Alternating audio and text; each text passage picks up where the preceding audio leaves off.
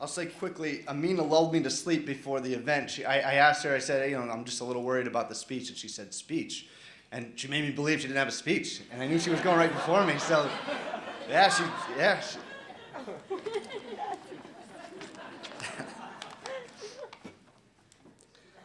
So first, after more than 160 years of athletics, I'm honored to be part of the inaugural Hall of Fame class along with these 10 other spectacular inductees. You got to see a little bit of that '08 team, which was as close-knit a group of players that I've ever been a part of, and that's evidenced here by several who are in support of me. With Mike Regan, you just saw, was one of my roommates, one of the best pitchers on the team then, who just did the intro. I'm sure it wasn't easy for him to say so many nice things about me on camera. He's sitting with Eric McGrath, our other roommate, who you very likely will see him up here in a few years for his work on the football team. We had a really special group of guys. Typically, I don't mind giving speeches so long as the topic isn't me. Then don't get me wrong, I'm the youngest of 3 boys. I was a former pitcher, so I love it to be all about me. I just don't like to be the guy who has to say it. So rather than talk about me, my time, my journey, I'd rather spend the next couple of minutes talking about the people who are responsible, not just for me being here, but for me being who I am today. My eldest brother, Mike, he was my bodyguard. Loyalty was his strongest character trait. He would have killed for me. I literally think he did several years ago, but that's something else. Mike's 7 years older than I am. Naturally, I always looked at him as my indestructible older brother. He taught me everything I ever needed to know about toughness and about fearlessness. Mike was the toughest out of all of us by miles. He played through everything. He had casts, stitches, concussions. He had it all. He's the only guy I ever knew also who signed up to be the wedge buster on the kickoff team at Fairfield. Coincidentally, I think he partially helped to invent CTE. Mike was never the biggest guy on the field. He was never the fastest guy on the field, but he always got the grittiest assignments and the toughest positions. He never backed down, and he always showed up for every game. And that stuck with me for my life. My middle brother, Pete, he's pretty close in age with me, and he's become my best friend as we've become adults. But it wasn't always that way.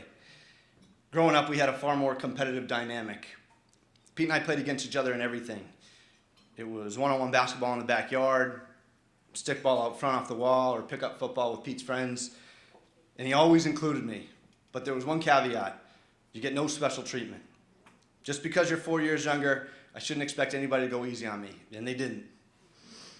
I took a lot of lumps those first couple of years, and I learned a lot about how to compete with people who were bigger, stronger, faster than I was, which was a theme throughout my life. But when I finally beat him, I knew that I had earned it, and it wasn't a gift. Because of those two, I developed this insatiable competitive drive. I was obsessed with winning. We didn't really watch TV growing up. All we did was compete with each other. Thanks to them, I learned what it was to fight, to lose, and ultimately what a rush it was to win. Anyone who knows me would probably lead with that when they describe me. I'm a competitor. And most of that comes from my brothers. Delia, my wife. Advanced soccer, class of '09. Deals and I have been married for 3 years, together another 7 or so before that. Although in my head, we've actually been together since the first time I met her in 2007. It just took her some time to catch up. I've been trying to impress Delia pretty much since the first day I met her. I never really told anybody this story before, but 2007, I was coming off Tommy John elbow surgery. It was a Friday night before a doubleheader on Saturday, and I was scheduled to pitch the first game. So I'm just hanging out in the dorm rooms before people went out, before I went off to get some sleep. And a lot of the kids, back when the baseball fields weren't what they were today, they would go tailgate on the soccer fields, which are right next to the baseball field. If the day was nice, they'd come and watch. And so before they headed off for the night, I took the opportunity to say, hey, Delia, if you're at the game tomorrow, when I'm on the mound, if I ever take my hat off and run my hand through my hair, it means I'm saying, hey, what's up? I thought that was pretty slick. So first couple innings go by, and I get past the third, and nobody had gotten on base yet. And so I'm a pitcher, I'm a baseball player, so I'm superstitious by nature. And so I figure, all right, well, I got to keep it going. And so every inning for the rest of the game, I continue to do it, and we end up finishing the game, and it ends up being a perfect game, first one, only one in Trinity in NESCAC history.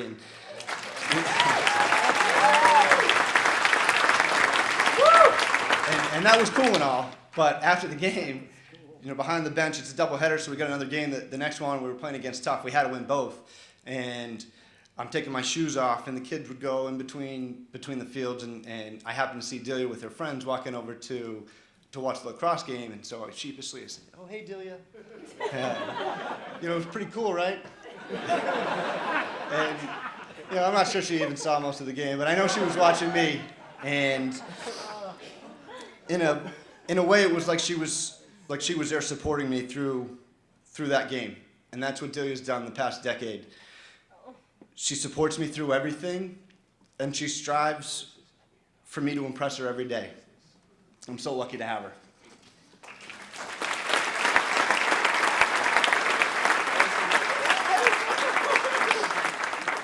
And my dad. It's impossible to sum up how much my dad's given me.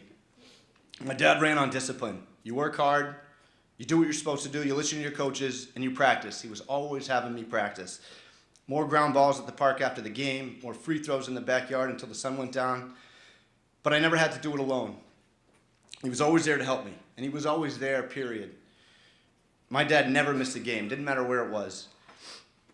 He drove to Vermont, to Long Island, to Peoria, Illinois. He even took a flight overnight to Dallas when I needed elbow surgery to make sure he knew I was supported and that I wasn't feeling alone. People say I have a pretty positive outlook on life, and I get that from my dad. He never had any negative feedback about my play. He may have implied it when I had to take 200 ground balls after a game I made 2 errors in, but he never said the words. All he ever wanted was for me to make sure that I tried my absolute hardest and that I carried myself with respect to everyone that I played against. And finally, my mom. I mentioned earlier, I don't mind giving speeches so long as I'm not the topic. Well, the speech that I gave before this one was the eulogy for my mom last year. She's noticeably absent from this event. She was my biggest fan. It didn't matter where she had a seat tonight. For this speech, she would have been sitting right there.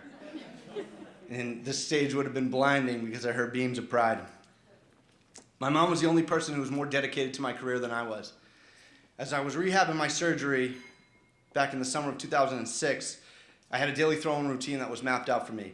And in Swampscott in the summertime, I didn't always have somebody to throw with. So I come downstairs one day, I've got my athletic gear on, and my mom's in the living room with my glove on.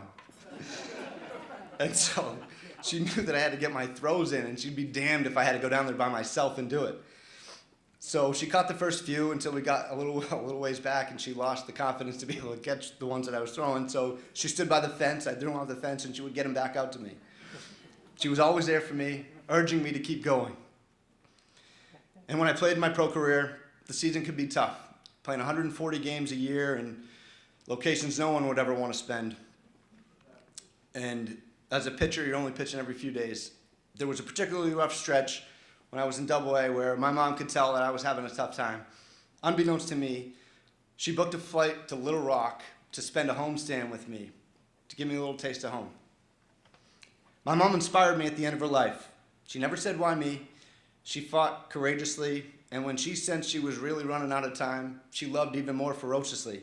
And it kills me that I couldn't deliver this speech to her in person, but I know she's paying attention. If you couldn't tell, family's everything to me. Those people built me into what you see now.